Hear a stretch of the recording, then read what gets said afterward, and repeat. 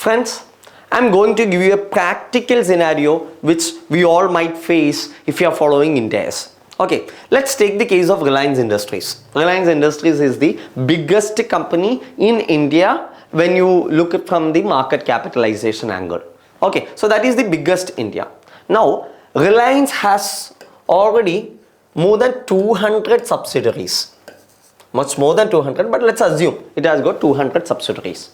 We know that if any of your subsidiaries, if the parent is a listed entity, all its subsidiaries will have to mandatorily follow what IND AS.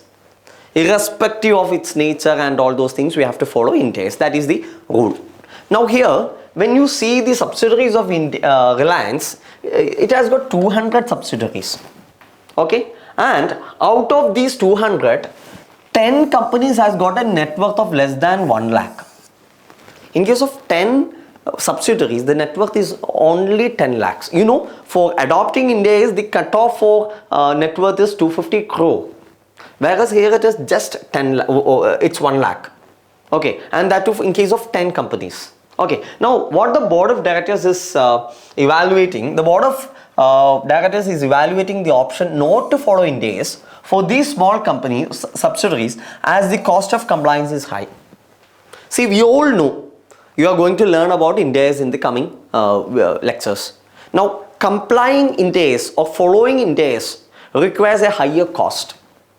Higher cost, definitely the cost is going to be high if you decide to adopt IND AS. Now, a company which has got a turnover, which has got a net worth of just 1 lakh, it may not be cost efficient to follow IND AS. Similarly, due to this reason, the board of Reliance Industries wants to follow local AS in case of these 10 subsidiaries. Is it possible? Again, the answer is no. You cannot get an exemption from adopting IND AS merely because your net worth is just 1 lakh or even less than 1 lakh. The moment you are a subsidiary of a company which is adopting IND AS, okay, you should also adopt IND AS irrespective of the cost, irrespective of the size, whatever. What is the reason here? I have already explained you. IND AS, or for that matter from IFRS regime, if you see, okay, the group accounting and consolidated financial statements, CFS, this has got a big importance. Every group have to present its group balance sheet, which is we call as the consolidated financial statements.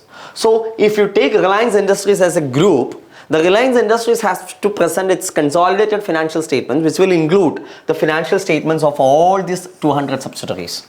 Okay, so while you do that, if these 10 subsidiaries are not preparing its financial statements as per IND AS, how you can consolidate?